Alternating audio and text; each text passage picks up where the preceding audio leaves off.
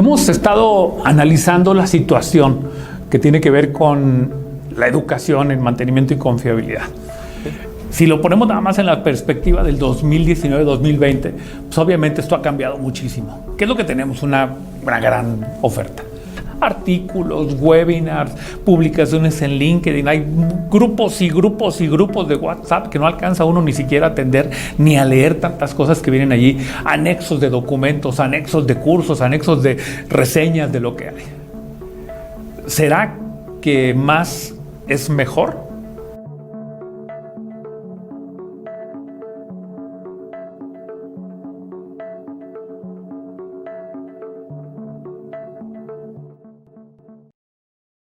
Esta es una reflexión que quiero compartir con ustedes. Analicemos un poco el contexto de lo que hay en la disponibilidad de los temas de mantenimiento. Ahora les van a compartir el enlace de esta reflexión que hacemos completa con relación a lo que es la educación, el trabajo que tenemos que hacer para desarrollar nuestro plan de carrera, el cómo complementamos nuestras habilidades técnicas, cómo complementamos las competencias para poder, primero, hacer bien el trabajo en el que estamos, cumplir bien con nuestra responsabilidad, y segundo, cómo hacemos para ganarnos la oportunidad de crecer dentro de la organización y de llegar al lugar que queremos llegar como nuestra propuesta. ¿Qué me quiero convertir? ¿A dónde quiero llegar en el área de mantenimiento y confiabilidad? Y en función de eso, ¿cómo me preparo? Y cómo le pido a mi organización que me ayude a prepararme para que yo pueda darle un mejor desempeño en la organización. Este es el concepto, este es el compromiso de la Academia de Mantenimiento y Confiabilidad. Identificar cómo apoyamos de manera segura, de manera confiable, veraz, con conocimiento práctico, con conocimiento aplicable a desarrollar ese plan de carrera profesional que ustedes tienen. Este es el mensaje de la academia. Por ahí seguramente ya les van a compartir el enlace del video completo donde hacemos una reflexión un poquito más profunda de este tema. El día de hoy, Juan Antonio Pérez es el que nos propone justamente este tema. Tercerizar el mantenimiento predictivo o hacerlo con personal propio. Tenemos 3 invitados seleccionados un poco queriendo darle riqueza a la mesa de debate. Tenemos a Carlos Torres. Carlos Torres es un profesional latinoamericano que tiene muchos años viviendo en Europa, que se ha desarrollado muy bien en el tema del mantenimiento basado en condiciones, el predictivo desde sus orígenes. Es el CEO de la empresa PowerMe, que es una plataforma en la nube para gestión de las herramientas de mantenimiento basado en condición, la integración de los conceptos, pero durante muchos años él fue proveedor, analista, gerente de equipos, proveedor de tecnología en Europa, Estados Unidos, América Latina, de marcas que tienen que ver y de compañías que tienen que ver con la parte del mantenimiento basado en condición. Entonces, lo tenemos aquí desde la perspectiva del experto externo, del experto de diseño, del que crea y que a partir de los requerimientos del cliente desarrolla aplicaciones que ayudan a mejorar la manera en la que se gestiona la parte del mantenimiento basado en condición. Bienvenido, Carlos. Tenemos a Hernán Menichetti. Él es un usuario. Él está directamente al frente de la batalla. Él es argentino, ingeniero electricista de la Universidad Nacional de Córdoba, certificado como CMRP, 20 años de experiencia en diferentes tipos de industria, oil and gas, automotriz, química, actualmente en la parte de la industria alimentaria. Él trabaja con Arcor y por supuesto nos va a dar su perspectiva desde el punto de vista del usuario de cuál es el tema del mantenimiento basado en condición. Y bueno, a mi amigo Juan Antonio Pérez, con mucha experiencia en un área muy interesante. Juan Antonio Pérez estuvo trabajando durante muchos años a nivel corporativo como asesor de mantenimiento dentro de una organización a nivel internacional.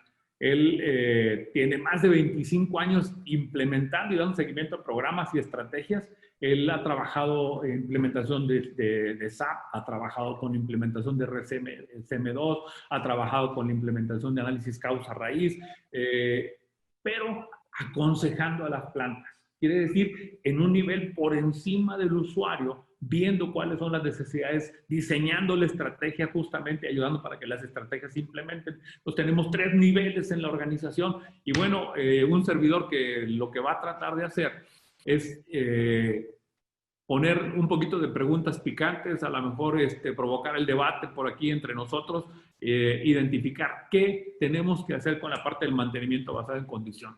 En el 2018, en el CMC, en Monterrey, se hizo la primera encuesta de mantenimiento predictivo en Latinoamérica.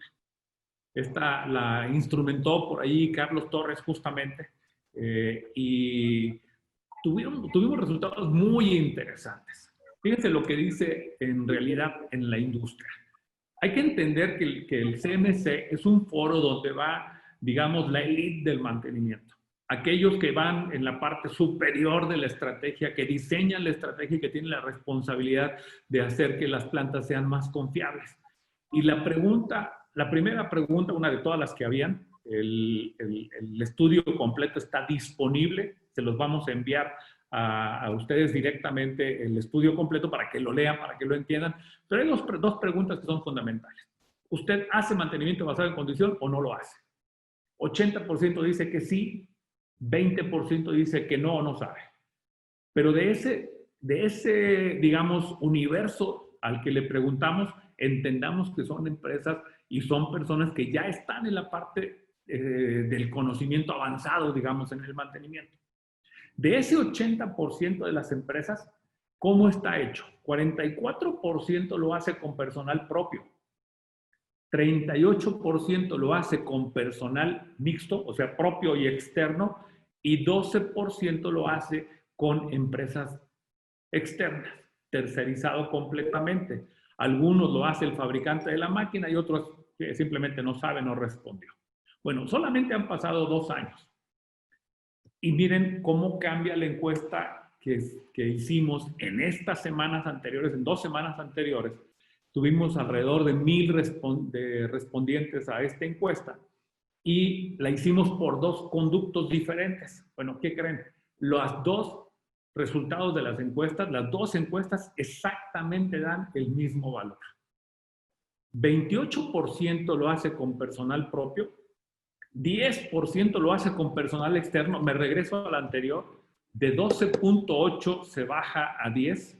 De personal propio que lo hacían con 44%, ahora tenemos 28 y 62% se convierte en una mezcla. Bueno, ese va a ser el tema que vamos a conversar. Vamos a ver de dónde viene.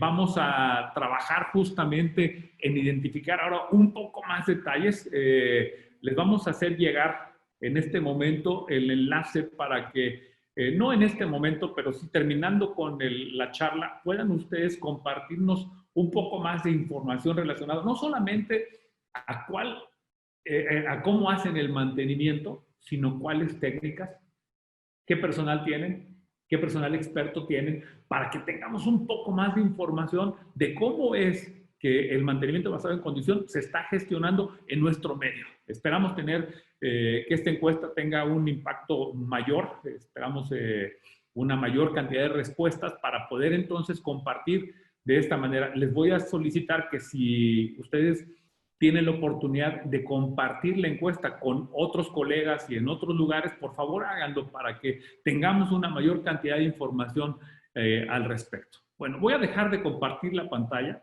porque lo que quiero en realidad es que nuestros colaboradores, nuestros participantes de la mesa de debate nos empiecen a hacer sus aportes. Le voy a preguntar directamente a Carlos, que fue quien hizo la primera encuesta. ¿Te sorprende el resultado de lo que vemos ahora? Sí, me sorprende, sobre todo no por la tendencia, pero sí por las proporciones, porque sí, vemos que cada vez más empresas, esto lo sabemos empíricamente, vemos que cada vez más empresas prefieren incorporar o tercerizar su mantenimiento predictivo por diversas razones. Por la respuesta en corto sí me sorprende un poco en cuanto a que casi que multiplica la tendencia. Por ahí, Hernán, tú trabajas con un contexto de mantenimiento basado en condición como en tu planta. ¿Tú qué usas? Bueno, en este momento, en la industria donde me encuentro líder de mantenimiento y confiabilidad, estamos utilizando un sistema mixto. Como hablábamos recién un poco antes de comenzar la charla, las respuestas creo que son todas correctas y todas tendrán que ser valoradas. En particular, optamos por esta metodología porque entendemos que desde el punto de vista del usuario, el lograr un mayor compromiso en la base de la estructura de mantenimiento, estoy hablando específicamente de los técnicos, es realmente una herramienta muy poderosa a la hora de permitir que todas estas tecnologías logren su objetivo, que no es solamente la identificación temprana de una falla potencial, sino poder generar valor a la organización. Me he encontrado en otros momentos, en otras empresas, acompañado por empresas de mantenimiento basado en condición de primera línea, desarrollando realmente reportes muy buenos en cuanto a su calidad de detección y no lograr que esas acciones, esos hallazgos, se logren materializar en respuestas efectivas a la hora de resolver los problemas. Entonces, buscando un poco la génesis de ese problema, esa coyuntura que hace que un excelente trabajo de predictivo no logre resolver finalmente la problemática de la indisponibilidad de los equipos, he encontrado a lo largo del tiempo que el tema de la cultura en confiabilidad en la gente termina siendo una gran barrera, y por eso mismo, desde hace 2 años nosotros empezamos a transitar este camino mixto que nos ha permitido, más allá de los resultados técnicos, nos ha permitido integrar y hacer una verdadera sociedad entre el experto y el personal propio para poder realmente lograr el objetivo de agregar valor a la organización desde el punto de vista de aumentar la disponibilidad de los equipos. Juan Antonio, en la precharla en la que iniciamos esta mañana, conversábamos al respecto de, bueno, ¿será que habrá que justificar realmente que se utilice mantenimiento basado en condición? ¿Tú cuál dirías que es el enfoque hacia la justificación de las técnicas de mantenimiento basado en condición? Bueno, como bien comenta Hernán, yo estoy de acuerdo con él. Sabemos todos que el mantenimiento basado en condiciones es pues, la primera opción, la primera estrategia que nos marca incluso el RCM, que se supone que debe ser, agarramos las fallas en etapas tempranas. Sin embargo, siempre debe, como dice el mismo RCM, merecer la pena. O sea, si no merece la pena, si no viene a un valor agregado, sino un beneficio, pues realmente no tendría sentido ponerlo, ¿no? Mas, sin embargo, sabemos que el mantenimiento basado en condición, debido a que detecta las situaciones, las fallas en etapas muy tempranas, pues nos da muchas oportunidades, nos da oportunidades de hacer muchas cosas que de otra manera pues no las tendríamos disponibles. Entonces, aprovechando tu comentario, ese merecer la pena, ¿de qué depende? Bueno, el merecer la pena depende, es como dice Hernando, vamos a ver el valor que nos da el que vamos a implementar la herramienta, cuánto nos cuesta, cuánto con respecto a lo que estamos haciendo actualmente, entonces, si la falla lo que nos va a causar, todo ese tipo de costos, beneficios que obtenemos al implementarla y al ejecutar lo que dice que tenemos que hacer. Entonces ahí tenemos que hacer esa comparativo entre, bueno, ganamos o no ganamos al final con esta técnica y con estos modos de falla, ¿no? Porque no todos los modos de falla tienen el mismo impacto y por lo tanto probablemente a la hora de hacer el balance, ahí es donde podemos determinar si merece la pena o no, volviendo con Carlos, durante muchos años tú trabajaste con la industria directamente, motivándolos, vamos a llamarlo así, creando una razón para la utilización de las técnicas de mantenimiento basado en condición. ¿Cuál era el argumento más importante para lograr que la industria se alineara con esta técnica y cuál era el pretexto más importante para no usarla? Pues la cosa era bastante sencilla. Al final de cuentas, todo se traduce en dinero. Y una de las principales barreras que yo veía es que los gerentes de mantenimiento o los encargados de hacer el mantenimiento basado en la condición no hablaban el idioma financiero que requieren sus corporaciones. Por ejemplo, de hecho en nuestro software tenemos una herramienta para calcular el ahorro causado por el mantenimiento basado en la condición. Muchos usuarios nos dicen, oye, yo no sabía que era tan fácil. Y le digo, bueno, chico, pero ¿cómo has estado justificando todas las inversiones, todos los gastos? Pues mira, pues claro, yo lo que voy haciendo, o sea, hay un mal endémico en la industria, y esto no solo hablo de Latinoamérica, sino que de Latinoamérica, Europa y Estados Unidos, que son mis campos de acción, es que no se traducen, digamos, esos aciertos que tenemos por mantenimiento basado en la condición, ahorros, y eso es cuantificado en dólares, euros, pesos.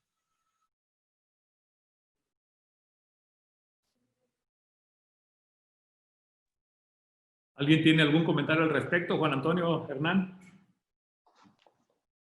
Coincido con Carlos. Creo que el principal desafío tiene que ver con que nosotros, los gestionadores, en todo el espectro de la palabra gestionar, mantenimiento y confiabilidad, tenemos que empezar a mirar mantenimiento como una unidad de negocio y no como un generador de gasto. Y si no tenemos la capacidad de poder vender en la forma correcta cómo nuestras herramientas, metodologías y todo lo que estamos trabajando en el día a día pueden generar valor, va a ser muy difícil que las organizaciones nos acompañen en estas iniciativas. Básicamente, el no poder vender ese proyecto, esa iniciativa de mantenimiento basado en condición, es el primer obstáculo que tenemos que resolver. Evidentemente, un gerente... Los gerentes, sí, Gerardo. los gerentes o los que tienen que promover esto, ¿cuál es el rol que juega su educación? Porque a veces pensamos que el que tiene que educarse en el mantenimiento basado en condiciones es el que hace la gestión, el que hace la medición, el que toma la muestra, el que hace el diagnóstico. Pero, ¿será que falta educación a nivel de los estrategas de mantenimiento? Totalmente. Creo que todo nace y termina ahí. Es una frase que utilizo mucho con mis equipos de trabajo. ¿Sí? Los que estamos en las funciones estratégicas no tenemos la capacidad de poder entender que más allá de que no vamos a ser nosotros directamente los hacedores, las personas que estemos tomando las mediciones y desarrollando cada una de estas técnicas, tenemos que tener una visión holística de cómo podemos integrar todas estas herramientas, metodologías, para realmente poder armar una suite de diferentes tipos justamente de herramientas que nos permitan llegar al final del camino, que es la generación de valor para nuestra organización. Entonces, creo que todo nace con estrategas bien formados, bien preparados, que no necesariamente tienen que ser especialistas, pero sí tienen que tener una visión holística y poder integrar todas estas herramientas. Creo que todo comienza en ese punto. Ahí agregando, Gerardo, estoy de acuerdo con lo que comenta Hernán. De hecho, yo pienso que la cultura, en este caso, debe permear hacia ambos sentidos de la organización, tanto hacia abajo como hacia arriba, ¿no? Porque definitivamente, pues aunque desarrollemos los especialistas y no tienen el apoyo de la organización de niveles más arriba, pues difícilmente vamos a alcanzar los objetivos que estamos buscando. ¿En qué deberían educarse, Carlos, digamos, los mandos medios y altos en la organización en el tema de mantenimiento y confiabilidad?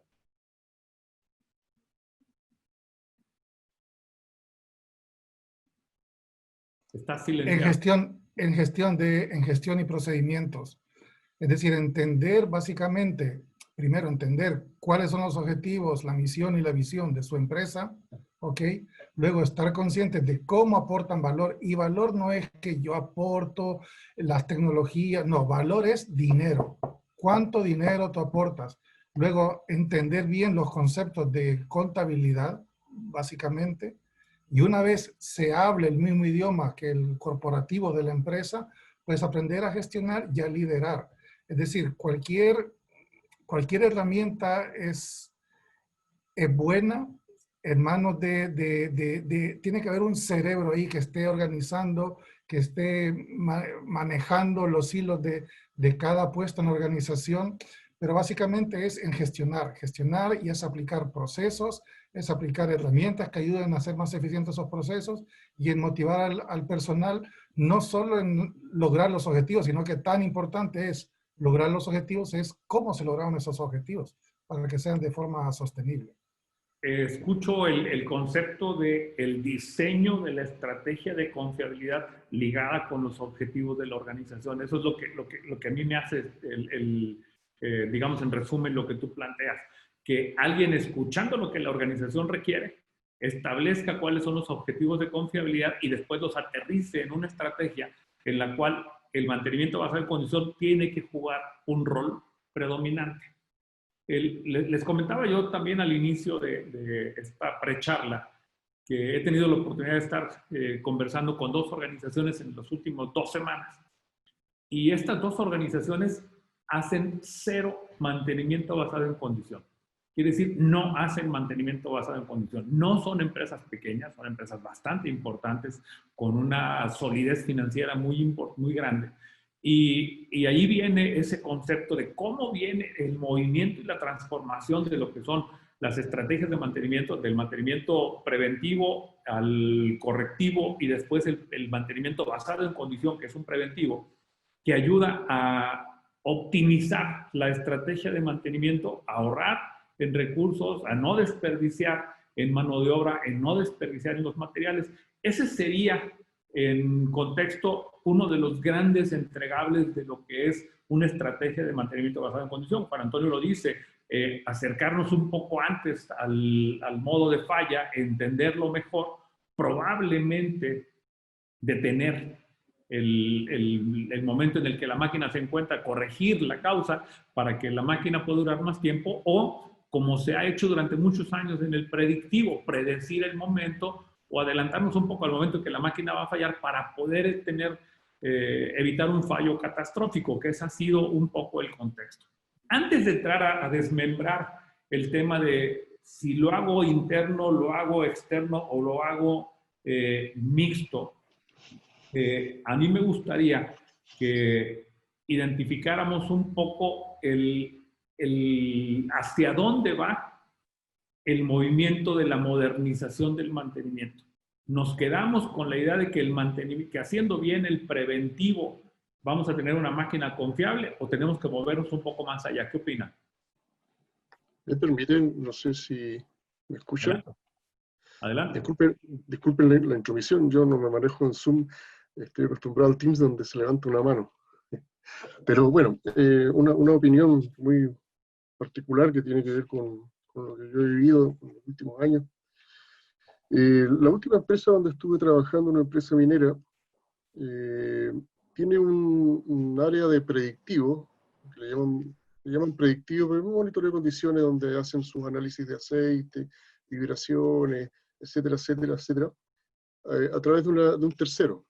La empresa es una empresa contratista que se dedica a hacer todas esas mediciones de vibración y todo eso a una flota de equipos mineros, de una mina de rajo abierto, de gran tonelaje, y a una planta de procesamiento de ese mineral. El tema que yo les quiero mencionar es lo siguiente: la empresa paga $1 millón anuales por ese servicio. $1 millón. Es caro. Es decir, alguno, o es barato.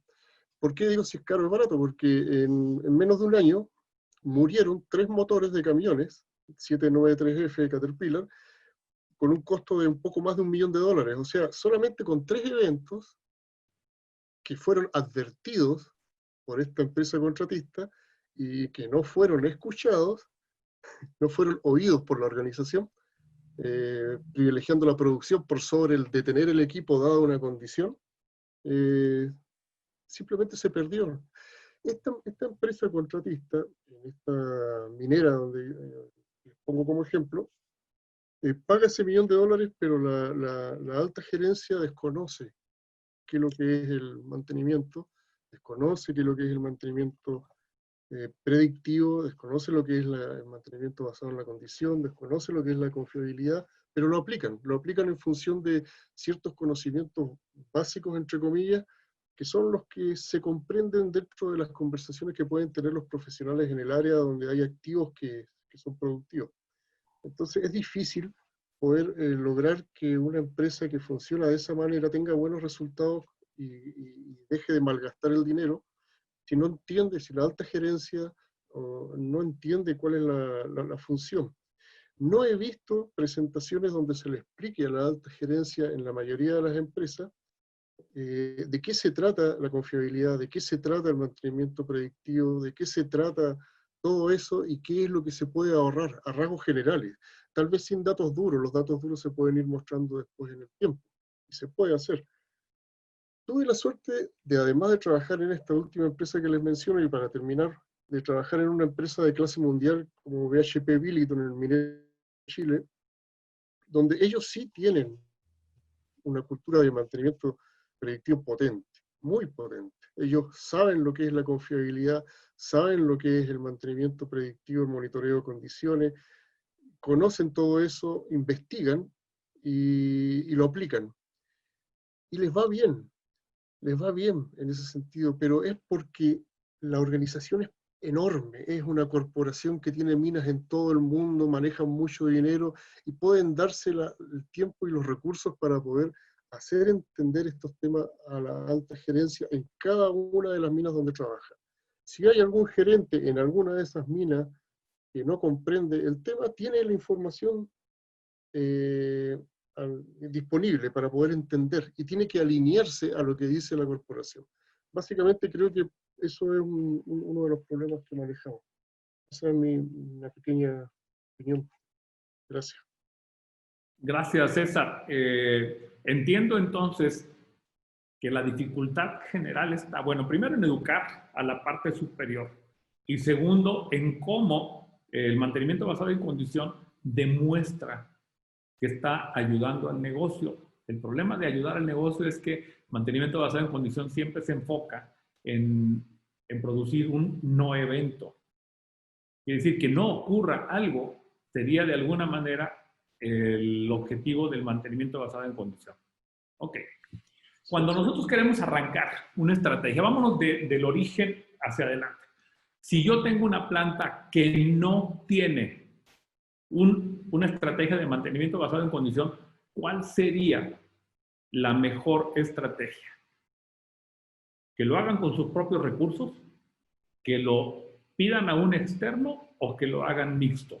¿Quién me apoya por ahí? Una opinión. Disculpe, adelante. Perdón, adelante, César. No, adelante. El chiste es que participe el auditorio también. No, adelante, por favor.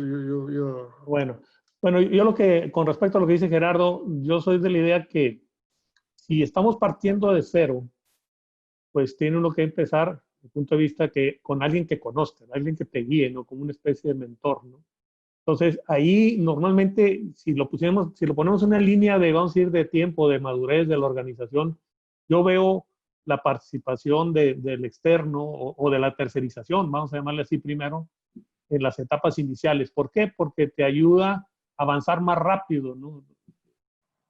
Imaginemos nosotros que pues todas las fallas que tenemos es mucho más fácil para un ojo que está maestrado en verlos y los beneficios van a ser inclusive más rápidos cuando tienes la tercerización al principio que si arrancas tú solo, ¿no? Porque a lo mejor vas a ver los mismos problemas, pero vas a tardar más tiempo porque no tienes ese expertise, vamos a llamarle, en detectarlos, ¿no?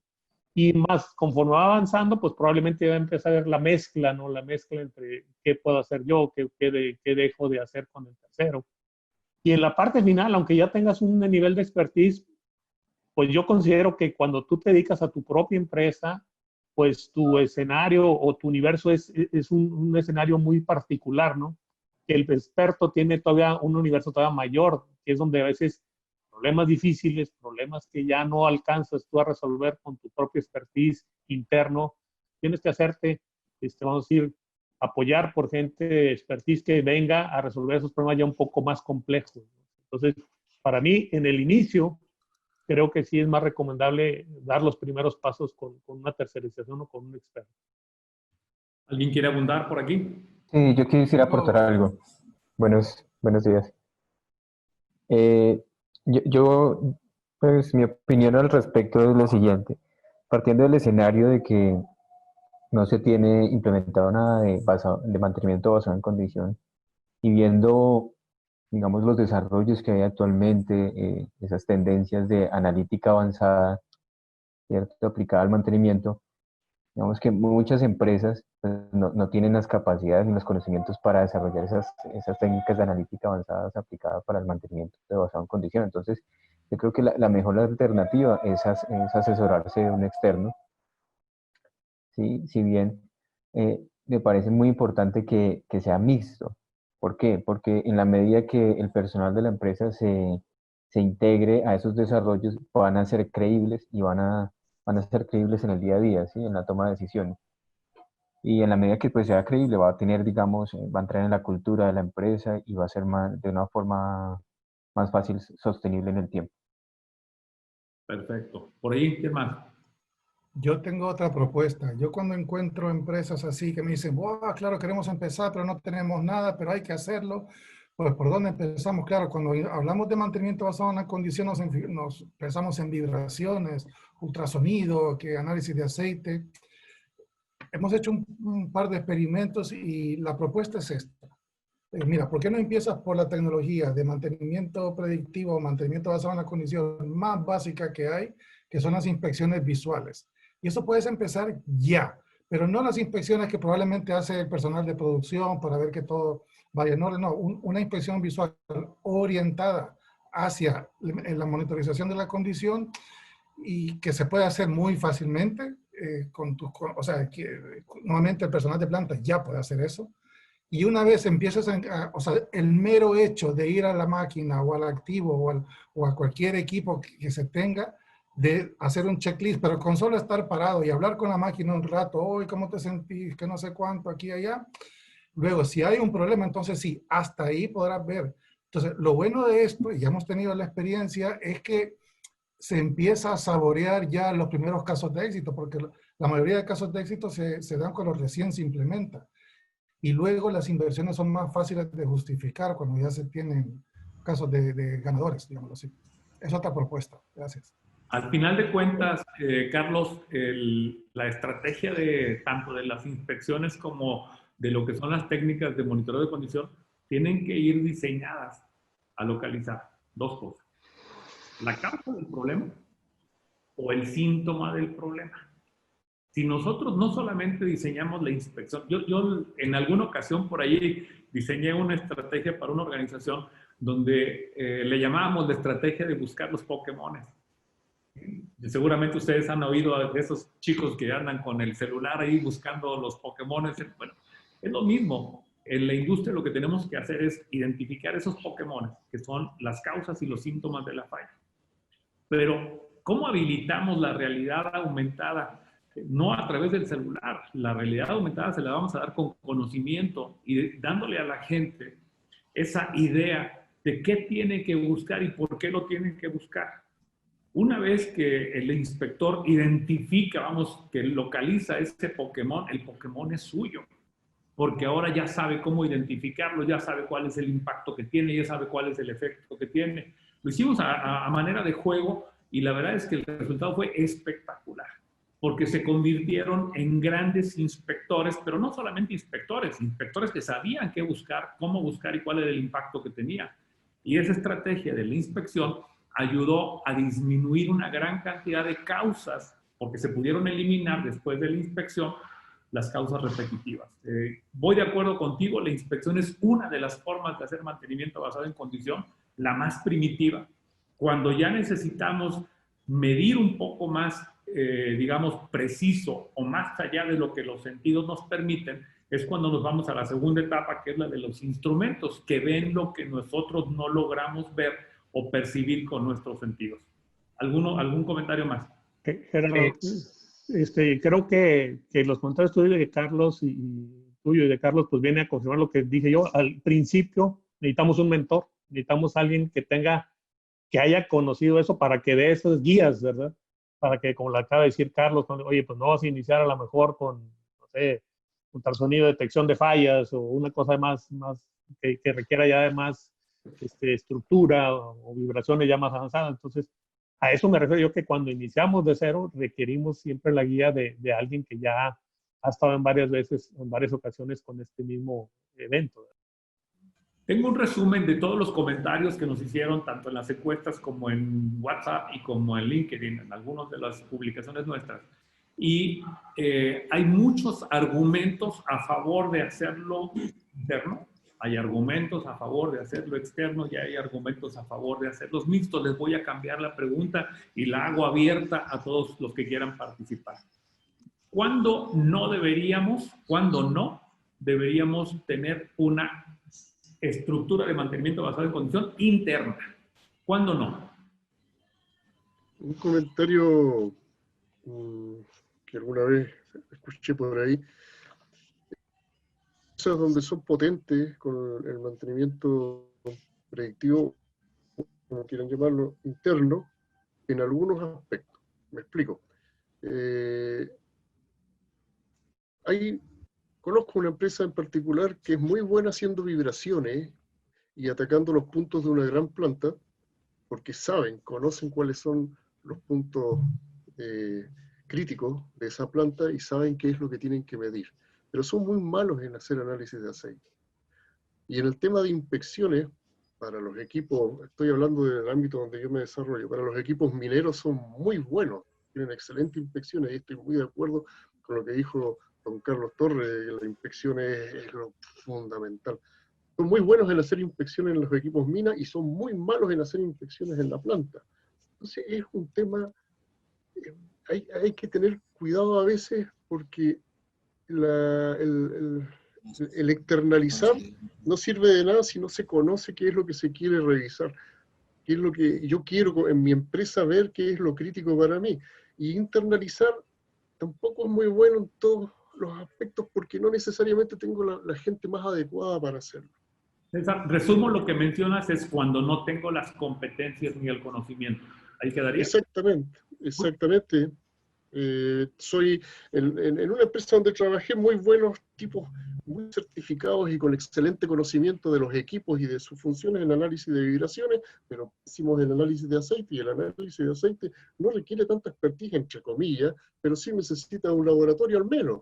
Estás hablando con alguien que hace análisis de aceite. Sí, no, disculpe, no quise decir de ese lado, pero me refiero al análisis de vibraciones requiere desde la persona que va directamente a medir una experiencia mucho mayor que la persona que va a tomar la muestra. El resto del análisis posterior a la muestra, eso se puede hacer aparte y indudablemente es un tema muy profundo, pero requiere una experiencia que puede tomarse fuera. O sea, de hecho, yo puedo enviarlo a un laboratorio externo. ¿Algún otro comentario al respecto de dónde no debería estar un programa interno? ¿Qué condición limita que se tenga un programa interno de monitoreo basado en condición? Mira, yo creo, habla Jorge García, ¿qué tal, Gerardo? Mira, yo he vivido las dos experiencias, la de tener gente, un equipo de predictivo interno y ahora en mi actual experiencia, tener prácticamente una póliza de predictivo externo con SKF. No es comercial, nada más un poco para poner en contexto de qué empresa estamos hablando. Donde no hacerlo es como, por ejemplo, donde nosotros empezamos. Aquí en la empresa no había predictivo prácticamente implementado.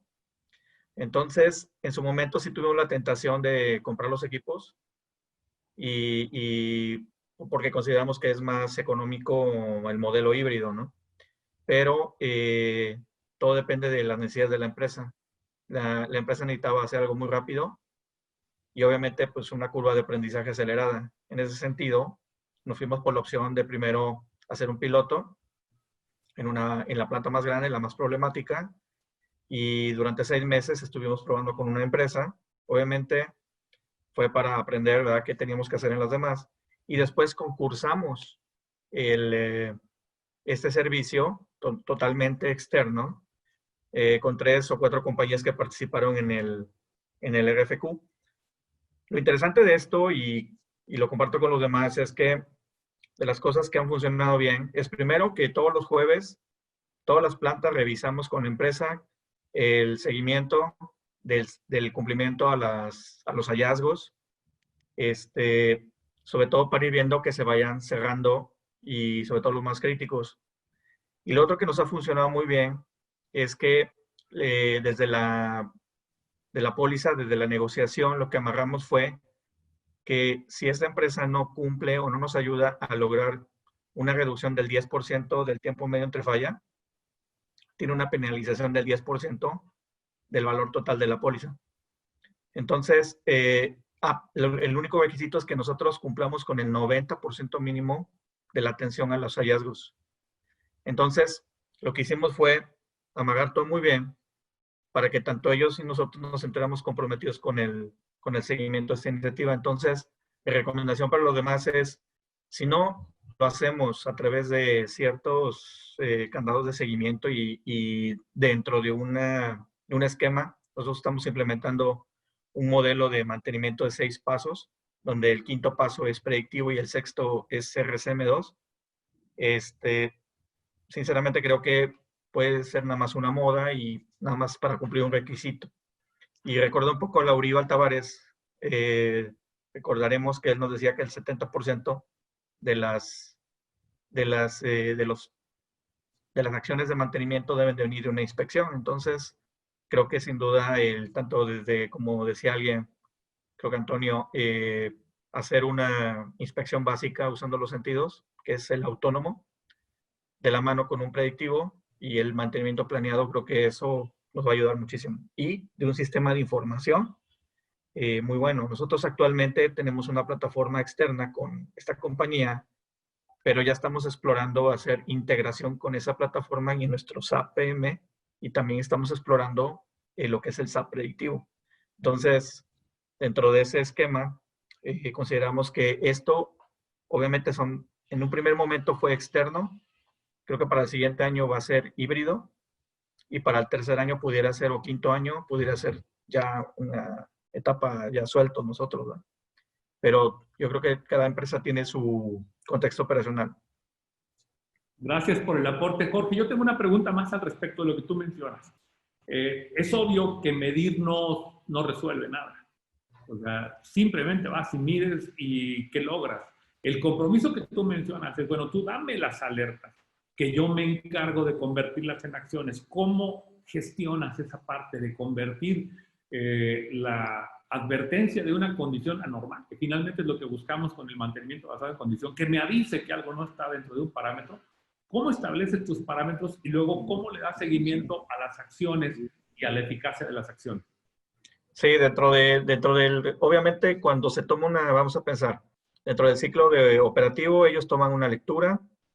También tenemos algunos equipos monitoreados remotos con un Rep Center, donde están monitoreando continuo los equipos más críticos y, digamos, toman la lectura, hacen el análisis, lo suben a una plataforma. Sin embargo, esa plataforma, si tú no accesas, pues no te va a permitir hacer una planeación. Lo que estamos haciendo es que todos los jueves, en ese reporte, nos marcan todos los hallazgos y también nos publican lo que es el backlog. Cuántos días de retraso tiene la atención y solución de esos hallazgos. Y lo tenemos categorizado también por modos de falla y lo tenemos categorizado también por, digamos, por planta. Entonces, de alguna manera, y esa es la revisión ejecutiva, pero cada planta, como tenemos en sitio un analista, trabaja de la mano con el planeador de mantenimiento y en una de las plantas donde tenemos un ingeniero de confiabilidad, pues está prácticamente trabajando a la par. Entonces, el seguimiento es a través del despliegue de información, pero usando esos parámetros. Y también estamos cuantificando beneficios, pero aquí, ojo, nada más, como ustedes decían, el predictive, me preguntaba hace rato, mi jefe estaba aquí, de hecho, conectado, y alguna vez me preguntó, oye, ¿por qué tenemos que ser tan drásticos en el cumplimiento al cierre de las anormalidades que se detectan? Y mi respuesta fue, porque los fallas deben de evitarse antes de que nazcan, ¿sí? Entonces, si nosotros evitamos las anormalidades, si las atendemos como primera prioridad, y eso viene de RCM2, creo que esa es la mejor manera de evitar que fallen. Sin embargo, desde la contabilidad de productividad, el hecho de que algo no suceda no necesariamente es un hard saving, sino es un profitability. Entonces, así lo tienes que manejar. Entonces, no necesariamente es una venta directa. Si es una línea comprometida, con venta ya comprometida, pues sí lo puedes vender como una venta adicional. Pero lo que estamos utilizando nosotros ahora es un factor, es un precio por cada hora perdida que se está evitando. O mejor dicho, por cada hora que se está evitando, le pusimos digamos, $20, por así decirlo. Y entonces, les puedo decir que lo que va del año, pues ya casi el 50% del valor de toda la póliza ya lo pagamos. Nada más con solo evitar solo costos operativos, no la venta perdida, que sería mucho mayor. Entonces yo creo que al final la medición sí es importante, pero sabemos que este, si bien es un modelo exitoso al momento, también debemos de evolucionarlo, ¿sí? Porque si no, entonces siempre vamos a estar, si esto lo vemos en el corto plazo funciona, pero en 5 años el valor de la póliza, pues va a tener, es un montonal de dinero, con lo que cual podríamos ya comprar infraestructura. Incluso podríamos tener personales internos, ¿verdad? ¿Cuánto tiempo hace que iniciaste con tu programa, Jorge? Aquí 1 año, o sea, llevamos a octubre 10 meses, pero el piloto inició en el año pasado. Entonces, si hablamos de toda la compañía, es 10 meses. Perfecto. Una pregunta más. Tú mencionas que estás ligando la efectividad con incremento en el tiempo medio entre falla. Así es. ¿Tienes algún indicador relacionado con disponibilidad? También. Sí, medimos todo eso, pero en el contrato no lo quisimos poner con disponibilidad porque la disponibilidad viene afectada por otros factores que no son muy relacionados con el mantenimiento. Entonces nos fuimos por tiempo medio entre falla porque ese sí va directo. Y además, dentro del esquema de la póliza, déjenme decirles que no nada más es el predictivo, también nos están apoyando en la aplicación de algunas cuestiones de mejora continua, por ejemplo, análisis de causa raíz. Algo muy bueno de esta póliza es que ellos nos están ofreciendo el servicio de la cámara RDI, que es buenísimo. O sea, nos ha servido para retroalimentar a proveedores de OEM en tecnologías que nos han dado problemas e incluso ellos en Italia nos dicen, no, pues es que esto no lo habíamos visto en otro cliente. Entonces creo que esta cámara no lo hemos podido nosotros de comprar de primera mano y segunda, el expertise de la persona que opera la cámara tampoco. Entonces yo creo que el modelo híbrido, para resumir las cuentas, es el que más nos conviene, pero en diferentes momentos. Aquí en nuestra empresa, primero fue totalmente con ellos, externos, pero va a evolucionar y ellos están conscientes de eso. He tenido pláticas con ellos y están conscientes, pero como yo les digo, a lo mejor ya no te voy a pagar el 100% de la póliza con personal 100% aquí en la planta, pero te voy a comprar otros servicios, como lo de la cámara, el análisis de aceite, te puedo comprar otros servicios, ¿verdad? Incluso con ellos nos estamos haciendo 3 pilotos de mantenimiento autónomo usando tecnología que se llama ProCollect, donde ya todos los procedimientos los estamos cargando una tablet.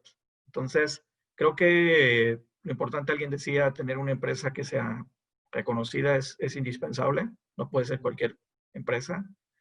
Y también el tener una plataforma vinculada creo que es importante. Ahorita estamos haciendo pruebas para integrar nuestras plataformas con scripts muy sencillos.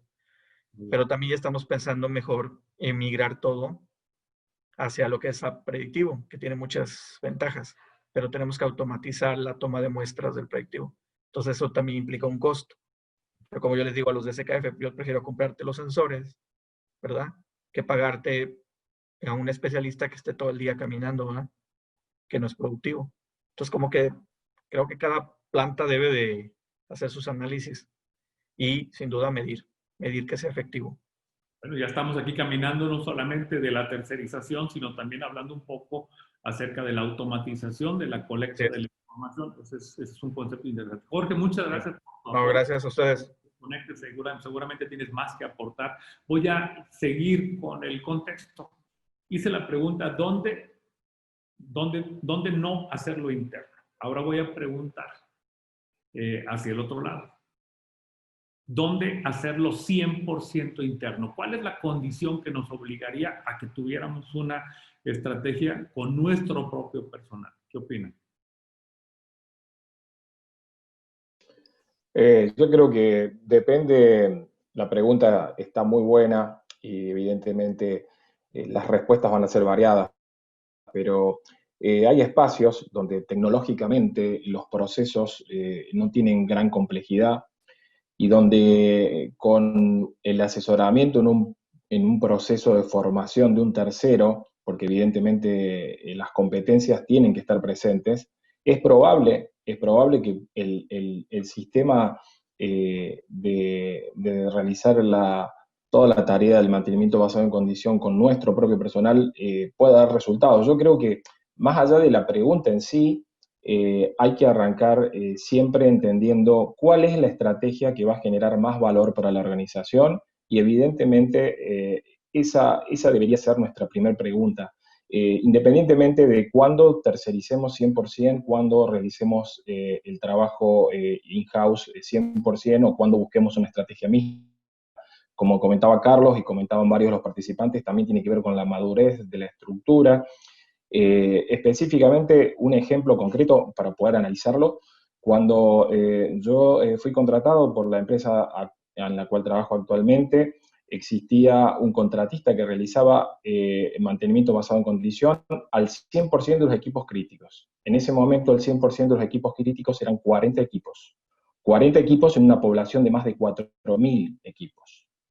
Para cualquiera de ustedes, sin entender en detalle, y haciendo una relación simplemente porcentual, van a coincidir conmigo que 40 equipos es muy difícil que sean los 40 equipos críticos de una planta de más de 4.000 equipos. En ese momento, el contrato no tenía ninguna cláusula relativa a un análisis de criticidad de equipamiento, a una tasa de calidad de servicio, era simplemente un contratista unipersonal que venía una vez por mes y analizaba 40 equipos, dejaba un reporte y se iba. La empresa estaba convencida que tenía un programa de monitoreo de condición y ese programa de monitoreo de condición evidentemente no estaba dando resultados porque estaba desconectado en todo lo que hace a la dimensión o el alcance real que tenía que tener el programa en primer lugar y en segundo lugar no había trazabilidad, como comentaban recién, de las acciones de mantenimiento correctivas que se desprendían de esos reportes. Entonces con esa foto, con esa realidad, rápidamente pude entender que está bien, desde el punto de vista formal había un programa, muy cuestionable por supuesto, y lo primero que hicimos fue, antes de trabajar sobre el programa en sí, fue conectar los hallazgos, ¿sí?, con el plano ejecutor. Entonces empezar a trabajar un poco en el backlog de esos hallazgos, empezar a garantizar que todas esas fallas potenciales podían ser rápidamente transferidas a las dotaciones, fue el primer gran éxito o el primer quick win que pudimos mostrar a la hora de decir, bueno, detectamos el problema y lo resolvimos, sin haber cambiado la calidad del servicio ni haber ampliado la cantidad de equipos a ser medidos. Eso fue simplemente como para poder conectar un poco el comienzo con el fin del proceso y empezar a entender realmente que no alcanzaba con una medición, sino que había que hacer una acción correctiva en el caso que pudiera ser definitiva y en el caso que no, a tomar una acción para mitigar el problema y empezar a entender un poco a través de otras herramientas de análisis de causa-raíz cuál es realmente el foco de la situación, porque había muchos problemas que se repetían en el tiempo. Acto seguido, ya entendiendo un poco la organización que había un valor real de oportunidad, recién uno hablaba de cómo muestran los muertos que no se murieron, ¿no? Es difícil, ¿no? Porque siempre trabajando sobre lo que ocurrió podemos analizar lo que perdimos, pero cómo mostrar lo que todavía no perdimos de una forma que sea lo suficientemente inteligente y atractiva para poder invertir en ese modelo para nunca perder. Es difícil, porque los muertos que no se mueren, como habitualmente decimos aquí, son difíciles de contar. Entonces, acto seguido, una vez que se logró estabilizar un poco ese circuito, empezamos a hablar con la organización a nivel gerencial de cuál es el verdadero valor de un programa de monitoreo de condición como parte de una cultura de confiabilidad. Antes de cambiar nada, primero había que entender al negocio para que después el negocio nos pudiera entender a nosotros.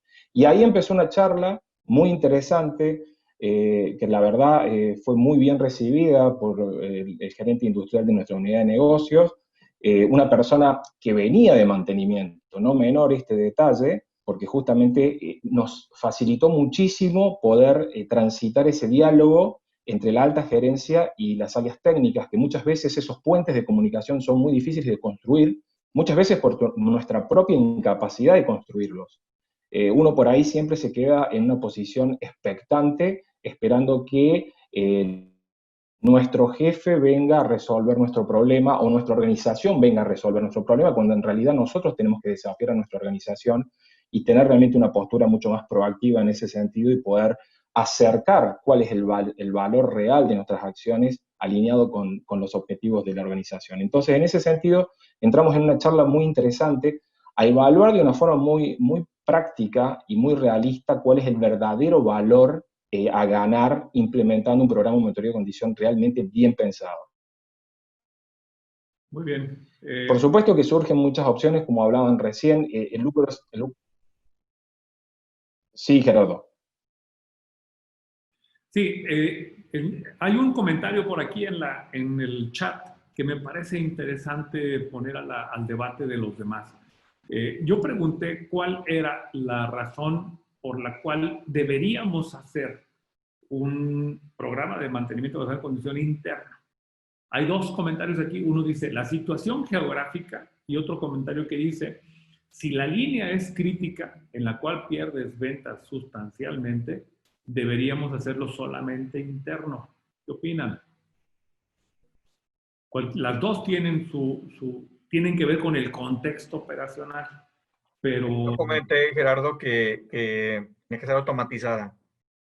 O sea, hay que automatizarlo y considero porque una línea tan crítica no la puedes dejar a que si se acordó o no el externo o el interno. También de una experiencia así lo vi, ¿no? Nosotros, por ejemplo, en otra empresa teníamos centrífugas. Una centrífuga, si se sale de parámetros de vibración, no olviden, se sale volando, ¿sí? Sale volando, es un bólido. Entonces, esos tenían medición automática, ¿verdad? Entonces, creo que la respuesta para mí es esa, automatizar. Ahí si es interna o es externa es intrascendente si al final se le olvida, ¿no? Si lo dejamos a la memoria. O si está bien calculado lo que es las inspecciones, la frecuencia de inspecciones de acuerdo al lo que le llaman la curva PF, ¿no?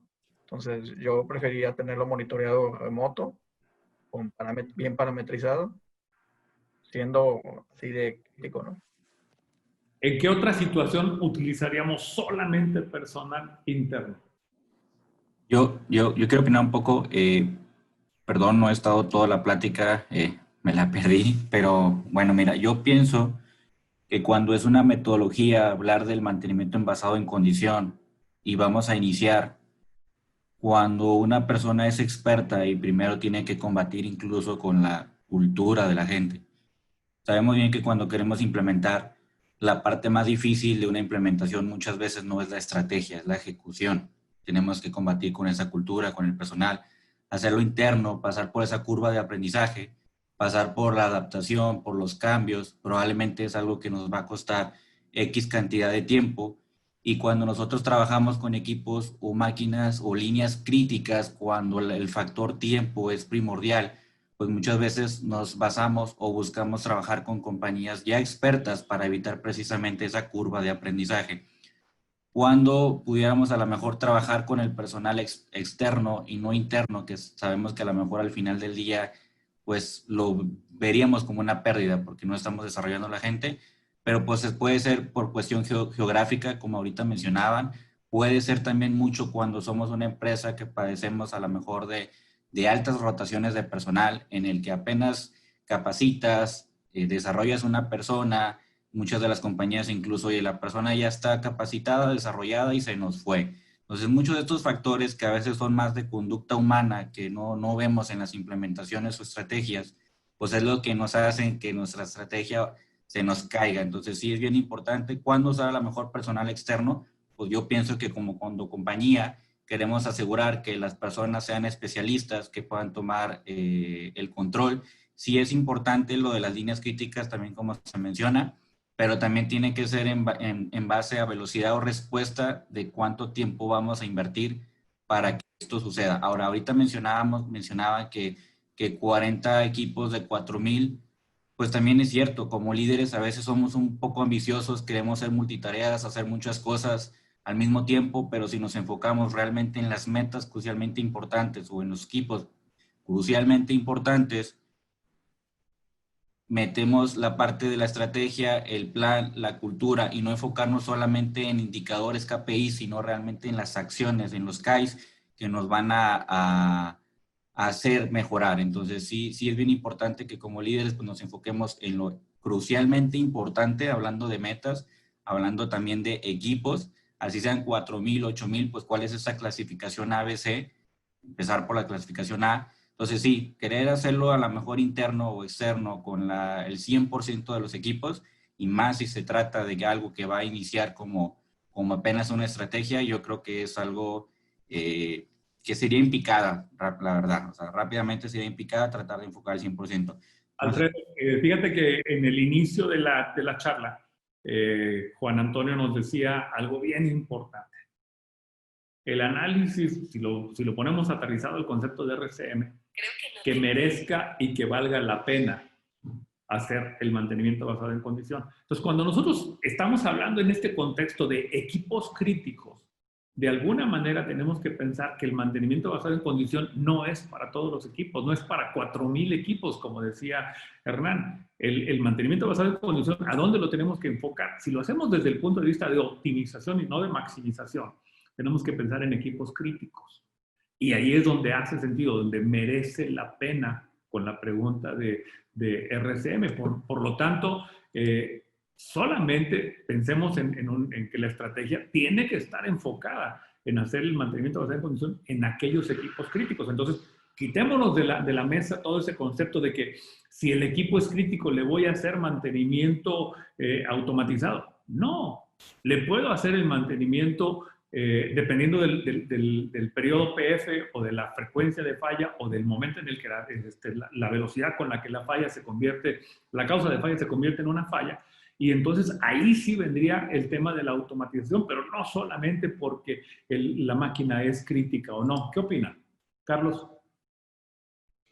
Bien, yo es que más que estar de plantear si externalizar o llevar el mantenimiento predictivo con personal propio o tercerizarlo, yo siento que la pregunta realmente, o sea, yo el error que veo a veces en departamentos de mantenimiento es que cuando externalizan o cuando tercerizan alguna parte del mantenimiento basado en la condición, lo que hacen es que también pierden el control. Y ese es un error bastante común.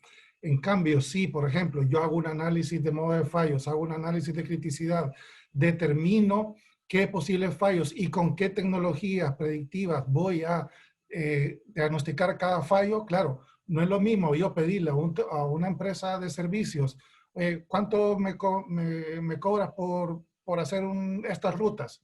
En cambio, si yo le digo, no, mira, es que en este activo o en esta máquina me vas a buscar estos fallos. Y yo tengo un protocolo de medición y diagnóstico, entonces estos son los fallos que yo quiero. Y yo quiero que me ayudes también a, digamos, a mejorar estos protocolos porque son hechos, pues, qué sé yo, por ejemplo, si el segundo armónico es mayor que el primer armónico, pues detecta desalineación, empezar a, digamos, ahondar cada vez en el diagnóstico. Y es que miren, un departamento de mantenimiento no tiene que ser como el Fútbol Club Barcelona,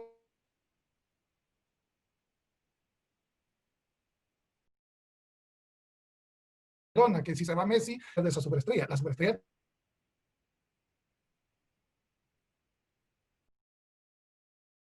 las tendremos en el plan de mantenimiento, de esa estructura, de esos protocolos, o sea, una vez nosotros tenemos control de la estructura, de la estrategia, de los protocolos, de la frecuencia, llevamos los ratios, pues una vez así, hasta ahí podemos ser capaces de tercerizar. Lo que yo veo muchas veces es que tercerizamos y a lo mejor, digamos, los departamentos de mantenimiento ni saben lo que están haciendo. Solo están esperando el informe con las recomendaciones para que les digan qué hay que hacer y pues luego lo meten a planificación. Y dado que es también he estado viendo ahí que ha escrito bastante gente, quiero compartir, porque el tema de los costos veo que es crítico. Quiero compartir este modelo que pongo ahora en la pantalla, que es de la curva PF, bueno, está en inglés, pero fácilmente se puede, de la curva PF. Es decir, el tema es que cuando tenemos un caso de éxito, cuando hemos encontrado lo que con buen latino decía Hernán, buscamos un quick win, entonces lo registramos, ¿ok? Lo registramos y empezamos a contabilizar lo que también con mucho atino han dicho los colegas, hay que contabilizar lo que no ocurrió, pero claro, eso no significa que no sea un ahorro. Entonces, hay que calcular los costos de haber actuado a tiempo menos los costos de qué hubiera pasado si no hubiéramos actuado. Si hubiera llegado la máquina a la falla funcional, cuánto nos hubiera costado, y normalmente los resultados sorprenden. A la gente que empieza a hacer esto, luego todo hay que documentarlo, hay que llevarlo ordenado, hay que tenerlo bien justificado, no hay que llegar a las exageraciones, pero digamos, de los usuarios que ocupan estos software y hacen estos cálculos, se quedan muy sorprendidos. Es increíble, llevo 2 millones, llevo 500,000 y apenas he empezado a documentar los casos de éxito. Entonces, la clave aquí no es si externalizamos o no, la clave aquí es tener el control de mantenimiento predictivo. Excelente, yo creo que es una muy buena forma de visualizar el contexto de cuánto estoy ahorrando o cuánto estoy generando valor. Por aquí tenemos a Adolfo Guamán, que nos comenta, dice, si al implementar basado en condición no se genera valor, entonces, ¿cuál es realmente la razón de implementar? Lo mencionas tú también, Carlos, esos programas que se hacen solamente por cumplir con un requerimiento de ISO o por alguna especificación, y lo que queremos es demostrar qué hicimos y no solamente qué hicimos con la información que recibimos. Otro tema que me parece muy interesante aquí, y es una pregunta interesante, a veces es un híbrido, no solamente en el externo. Yo hago interna la colecta de la información y contrato externo el expertise para interpretar, para hacer el diagnóstico, para hacer el pronóstico y para establecer las recomendaciones. ¿Cuál sería en este caso el rol más bien no el rol, el elemento clave que permite que la información procedente de la colecta de la información, del laboratorio, de los sensores, de los instrumentos, se convierta en algo que aporte valor? O sea, en decisiones que nos ayuden a modificar el contexto en el que está trabajando la máquina para que la máquina no falle o para que la máquina regrese a su condición normal de operación. ¿Cuál es el elemento clave?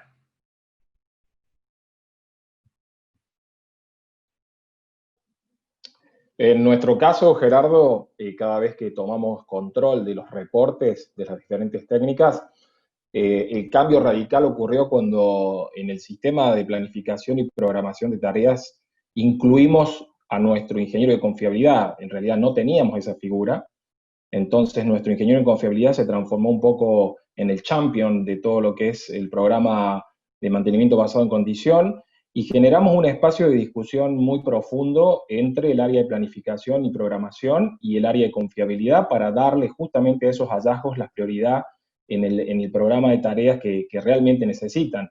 Hasta ese momento los reportes llegaban directamente a los supervisores de taller y a los planificadores, y ellos gestionaban esos hallazgos con una capacidad muy limitada respecto al valor futuro de reparar a tiempo, como comentaba recién Carlos, y mirando un poco el diagrama de costos, ver cómo juega un poco la acción de mantenimiento ejecutada a poco tiempo de la falla potencial, cerca de la falla funcional o siendo ya una falla crítica, y ahí cambió radicalmente el resultado, la salida, el output del programa, al poder realmente no solamente identificar, sino tomar acciones concretas que pudieran realmente eliminar las consecuencias. No vamos a hablar de la eliminación de la falla, porque muchas veces la eliminación de la falla está muy relacionada a un proceso de investigación mucho más profundo, pero sí por lo menos eliminar la consecuencia y poder establecer las ventanas de operación, de mantenimiento, perdón, mucho más eficientemente de acuerdo a la disponibilidad de los equipos. Ese ha sido nuestro punto clave que marcó un poco la bisagra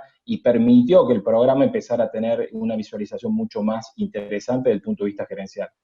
Aquí Humberto Guzmán nos hace un comentario que me parece muy interesante. Dice, es necesario que quien hace el análisis, el diagnóstico diría yo, conozca a cabalidad lo que la máquina o el equipo que está analizando. Tiene que saber qué máquina es, qué modos de falla está identificando y en qué etapas se encuentran justamente eso. Así como también el sistema al que está asociado. Es algo difícil de conseguir, pero es posible. Esto finalmente se logra con educación y se logra con experiencia. Juan Antonio, ¿cómo manejaban esa parte ustedes? Sí, mira, ahorita que estabas comentando tú el hecho de que cuando tienes ese híbrido y que entendí yo que alguien internamente toma lecturas, volvamos el caso más simple de vibraciones, ¿no?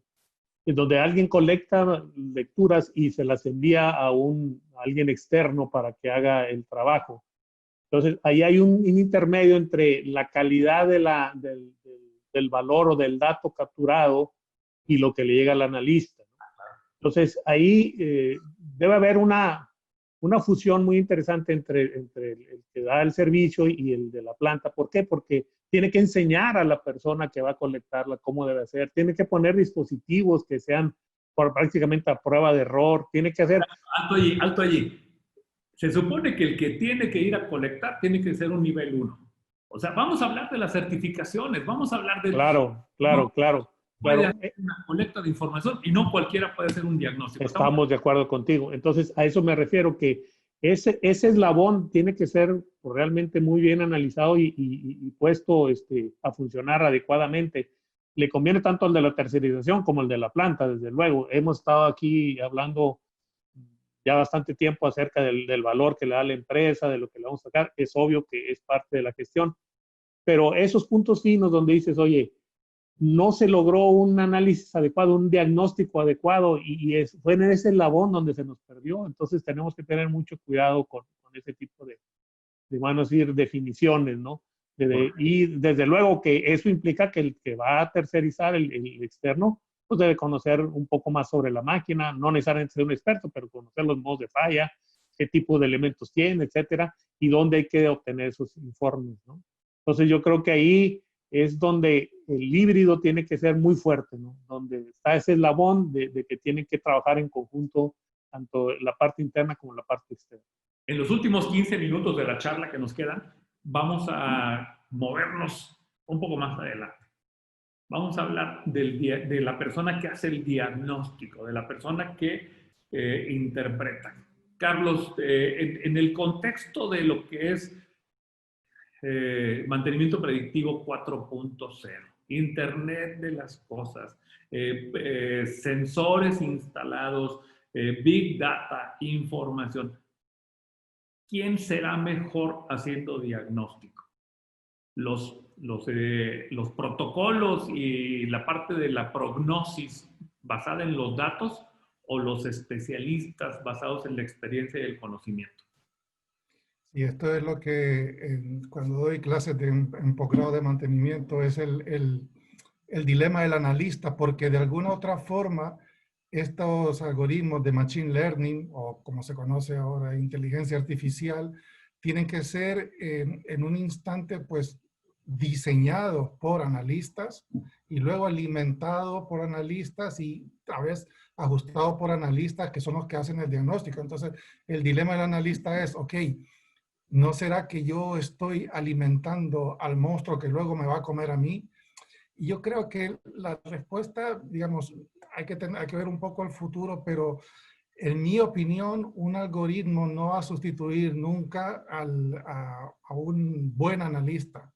Lo que sí veo necesario es que los analistas, digamos, se alineen a una estrategia que viene dictada por su líder o por su empresa o por ciertos parámetros, se alineen a eso y traten de optimizar sus resultados y sobre todo justifiquen las acciones que generan valor a la empresa. Por ejemplo, ahí donde yo he visto que ya se empieza a trabajar con algoritmos de machine learning, siempre es necesario comprobar o a lo mejor se puede dar un indicio de que algo está mal, pero luego el diagnóstico en detalle lo tiene que hacer una persona. Y eso va a seguir así por mucho tiempo y por ahora no veo yo que se vaya a sustituir. Eso sí, a los analistas yo la recomendación que hago es que se formen, que no vayan como lobos solitarios que se formen, que demuestren el valor que aporten y de alguna otra forma ir con una mentalidad más darwiniana, adaptándose a los campos, a los cambios que van a venir.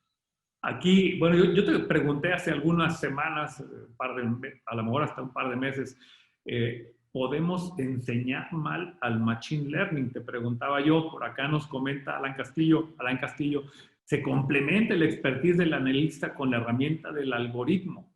Entonces, sí dependemos, incluso para que la máquina aprenda, o para que el sistema aprenda en realidad, del expertise, le podemos enseñar mal, ¿verdad?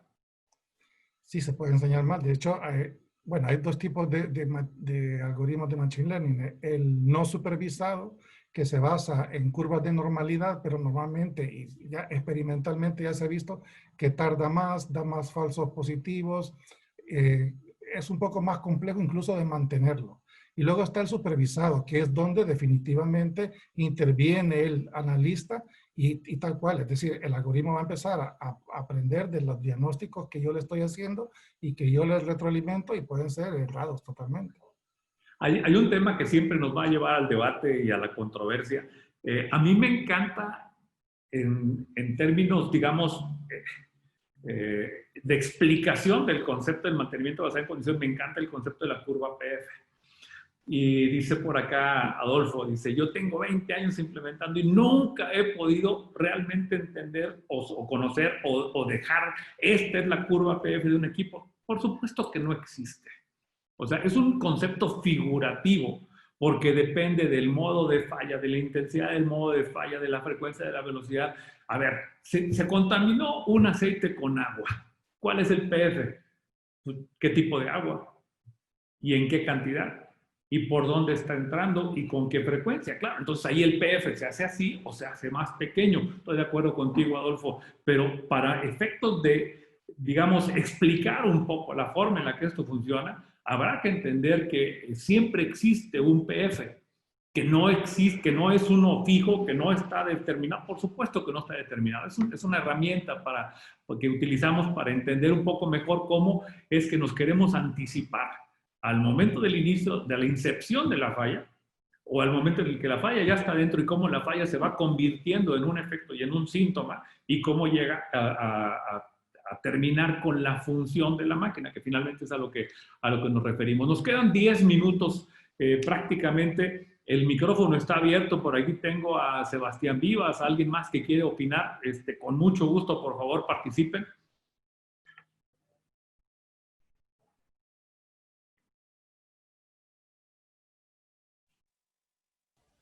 Buenos días, ingeniero Sebastián Vivas de Medellín. Adelante.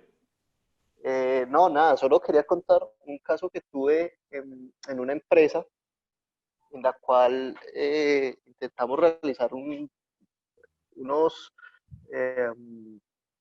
análisis de vibraciones para ciertos equipos. Era una empresa metalmecánica, eran tornos y eran equipos que nos estaban fallando mucho por todo este tema de desalineaciones y cuestiones que yo sabía que podíamos encontrar con vibraciones. Y resulta que cuando hicimos la cuenta de cuánto nos costaba las revisiones cada 3 meses, más o menos, creo que era que nos recomendaba la gente de vibraciones, nos resultaba que pagando eso, nosotros al año podíamos comprarnos un equipo nuevo, un torno nuevo. Entonces, bueno, digamos que eso fue por ese lado se nos cayó un poquito el tema pues porque no era rentable, pues para nosotros no tenía lógica pagar la revisión de un equipo cada 3 meses cuando el costo total del equipo lo recuperábamos en un año con eso. Finalmente, el que merezca la pena, que valga la pena hacerlo. ¿Por ahí algún comentario más? Gracias, Sebastián. Buenos días. Hola, buenos días. Adelante, Eric. Buenos días, Gerardo. Eric Muñoz de La Paz, Bolivia. Bueno, yo he tenido 2 situaciones que cuando trabajaba en una empresa minera muy grande acá en Bolivia, había personal que tenía la expertise para hacer análisis de vibraciones y teníamos los equipos para hacer el análisis de vibraciones y todo esto se podía hacer muy bien.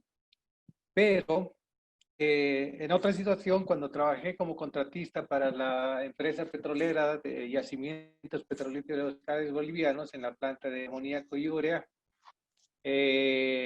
la empresa tenía un sistema de contratación muy estrictos. Entonces, si bien teníamos una persona que podía hacer análisis de vibraciones, esta persona tenía que tener todas las certificaciones, nivel 1, nivel 2, nivel 3, porque eran análisis de vibraciones en turbinas. Entonces, no quedaba otra que subcontratar una empresa boliviana que tuviera esa expertise y las certificaciones correspondientes. Y efectivamente ese es el momento en el cual tienes que trabajar solamente con externos, cuando requieres un expertise muy desarrollado en un tipo de máquina en particular, cuando tienes un contexto operacional que no te permite, que te permite que la gente ingrese.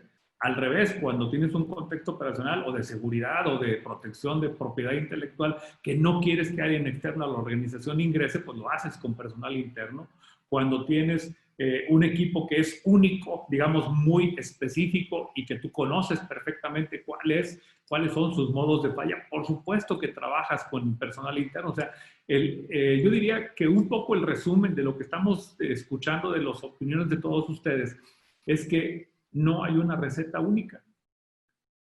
Hay una combinación de las diferentes estrategias dependiendo de los objetivos primarios de la organización, de cómo se tiene, cuáles son los recursos, cuál es la realidad interna en lo que se respecta a la rotación del personal, a la disponibilidad de los equipos, al retorno de la inversión de la compra de un equipo que probablemente dentro de 3 años ya no sea el más avanzado. O sea, todos esos elementos finalmente son los que estamos analizando por aquí. ¿Algún comentario de cierre por ahí? Nuestros invitados. Gerardo. Jonathan Foré, mucho gusto. Adelante. Hola. Gerardo, bueno, mira, yo trabajo para la empresa Keivar Energy Savings Inc. Y nosotros nos dedicamos a la optimización eléctrica en motores de baja tensión. Y tenemos varios casos en donde la empresa, es decir, por ejemplo, Codelco, acá en Chile, tuvo todo su predictivo puesto, como decir, en protocolo, y arrojaron en unas líneas de funcionamiento de motores un problema que nosotros solucionamos después, posteriormente empezamos a solucionarlo en varias mineras, es decir, que hacíamos que esos motores funcionaran de una forma más eficiente y se evitó, por ejemplo, todo un nuevo proyecto de ampliación de todo lo que es el cableado eléctrico, lo cual eso surgió en un gran, como decir, ahorro en cuanto a cambiar la infraestructura eléctrica por un lado, y por otro lado a el mantenimiento de esos motores eléctricos que se extendía, ya que lo hicimos trabajar con mejores parámetros de energía, ¿no? Entonces quería un poco dejar la puerta abierta para que nos puedan consultar. En eso tenemos mucha experiencia y bueno, era un poco comentar ese caso de experiencia con todo el grupo, y también darte gracias por la instancia, que creo que es muy buena para que podamos cada día darle un valor agregado a nuestras empresas y los proyectos que llevamos atrás, ¿no? Perfecto, muchas gracias por el aporte. Un poco en términos de hacer una conclusión de lo que hemos debatido durante esta hora y media, esta mesa de debate la decidimos hacer de 90 minutos porque obviamente queríamos que hubiera mucha más participación de quienes no solamente están en la mesa de debate, sino quienes escuchan y tienen Perdón, buenos días. ¿Puedo hacer un comentario?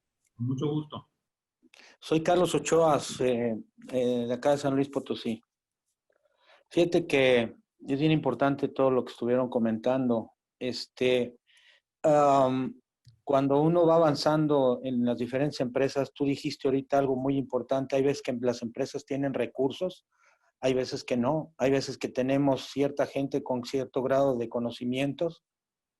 Todas estas cosas tienen que ver, ¿verdad? Pero dentro de la experiencia que he tomado es, por ejemplo, un análisis de vibraciones. Cuando aprendes perfectamente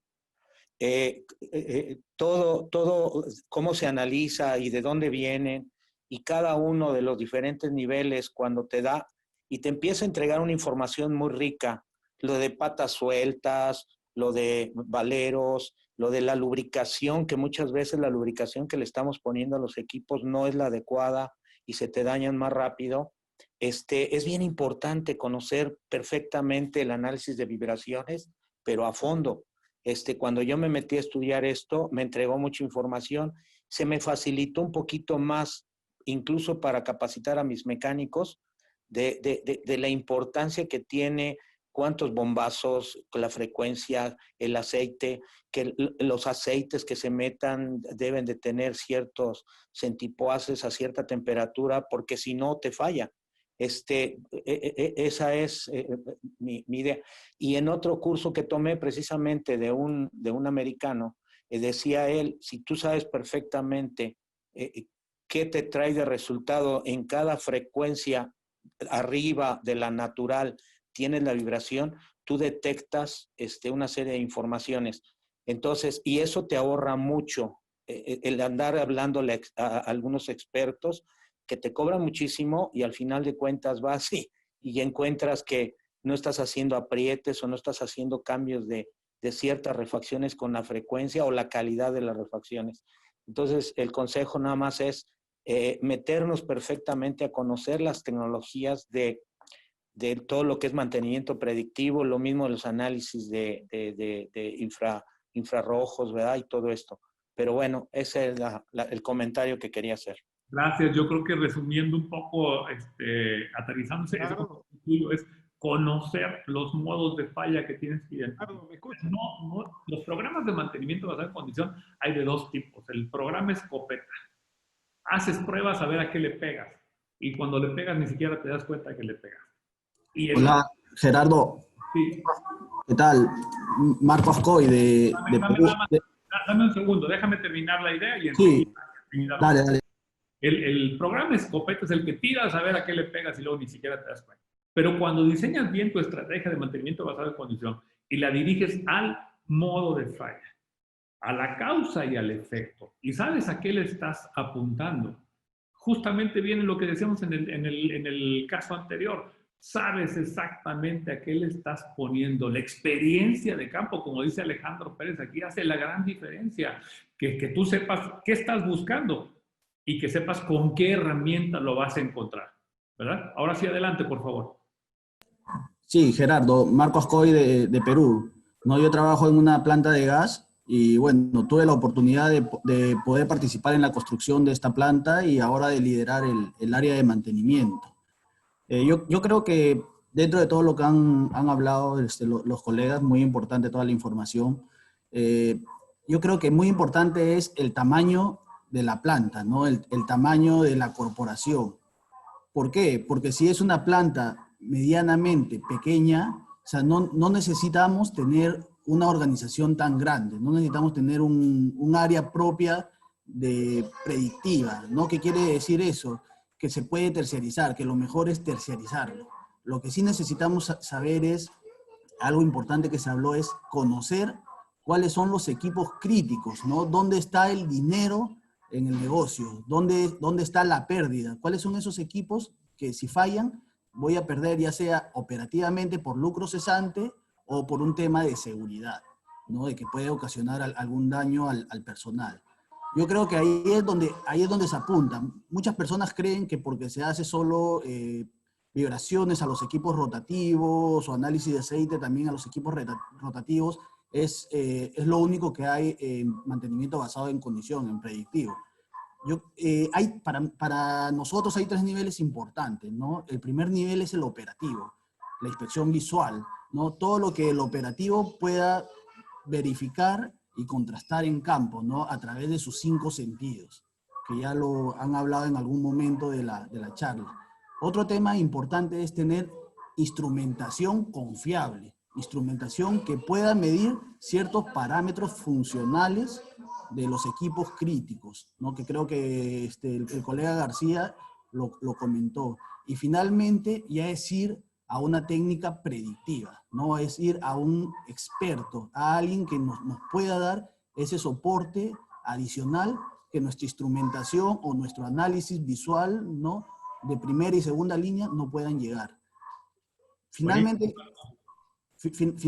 yo creo que es importante tener un sistema mixto, personas que conozcan el know-how, que conozcan la operación, la funcionalidad del equipo, los modos de falla, las consecuencias que causan estos modos de falla, ¿no? Y tener también una empresa especializada en que pueda realizar este servicio. Ahora, muchas empresas también grandes dependen de personas, ¿no? Yo sé que la estructura depende de no se soportan en una organización o en una gestión de conocimiento a todo su personal. Entonces, piensan que porque tienen el nombre grande y viene una persona nueva, sin experiencia, piensan que esa persona nueva va a mantener el nombre. Nosotros nos preocupamos mucho en las conclusiones y en las recomendaciones que nos puedan dar las empresas y en la aplicación, porque no existe medición. Ahí vi también un control, bueno, tener variables controladas si es que no vamos a tomar acción sobre ellas. Y los sistemas de automatización, los sistemas, la industria 4.0 o lo que podamos hablar, los ERP, SAP, Oracle, ¿no?, son importantes en la medida que nosotros lo alimentemos con información confiable. Si nosotros lo vamos a empezar a alimentar con información que tiene muchas fallas u omisiones, lo más probable es que los resultados no sean los mejores. Eso es lo que yo puedo aportar, Gerardo, en cuanto a mi experiencia, y agradezco la oportunidad de poder participar en este foro. Con mucho gusto, Marco. Vamos a cerrar la charla. Les está enviando por aquí el enlace para los que llegaron un poquito tarde. Estamos haciendo una segunda encuesta acerca del mantenimiento predictivo, mantenimiento basado en condición. ¿Cómo lo hacen? ¿Qué técnicas están utilizando? ¿Con qué tipo de especialistas? ¿A cuántas máquinas le están haciendo? Por favor, ayúdanos a responderla. Junto con el llenado de la encuesta, les vamos a hacer llegar, por supuesto, la información relacionada de las respuestas de todos los participantes. Y si fuera tan amables, háganos el favor de compartir esa encuesta con otros colegas para que tengamos, mientras más amplia sea la base de datos, pues mucho mejor. Ahí les vamos a pasar también el resumen del chat que tuvimos en esta mañana, que trae una gran cantidad de conceptos y de preguntas y demás. Y de parte del CMC Talks y de la Academia de Mantenimiento y Confiabilidad, queremos invitarlos a la charla dentro de 15 días, que vuelve a ser una mesa de debate. Presupuesto de mantenimiento. ¿Cómo? ¿Cuánto? ¿Cómo lo pedimos?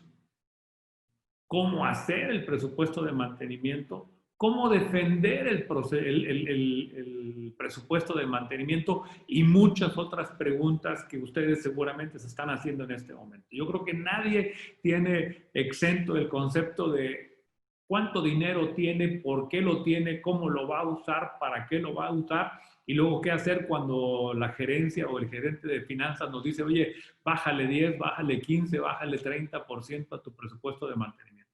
Entonces, esa será la mesa de debates del 21 de octubre. Por favor, manténganse conectados con CMC Talks y con la Academia de Mantenimiento y Confiabilidad para que puedan ustedes dar sus opiniones, colocar sus preguntas. Incluso es una mesa de debate que está abierta a la participación.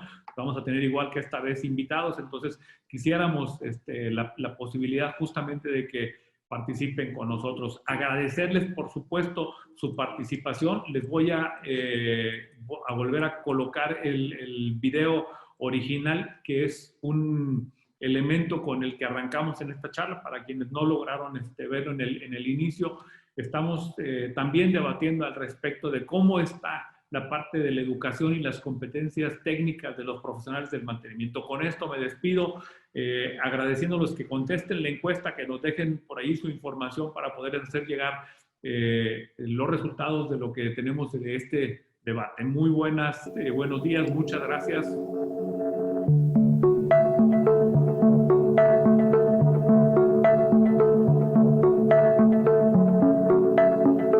Hemos estado analizando la situación que tiene que ver con la educación en mantenimiento y confiabilidad.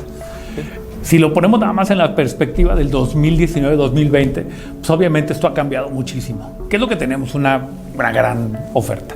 Artículos, webinars, publicaciones en LinkedIn, hay grupos y grupos y grupos de WhatsApp que no alcanza uno ni siquiera a atender ni a leer tantas cosas que vienen allí, anexos de documentos, anexos de cursos, anexos de reseñas de lo que hay.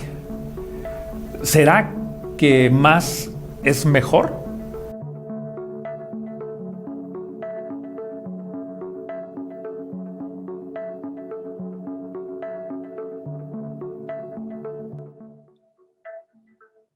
Compártanos su opinión, compártanos lo que ustedes creen al respecto de las dificultades, lo que quieren aprender, cómo quieren aprenderlo, y sigámonos viendo por aquí en esta serie de charlas quincenales del CMC Talks. Les mando un abrazo a todos. Carlos, muchas gracias.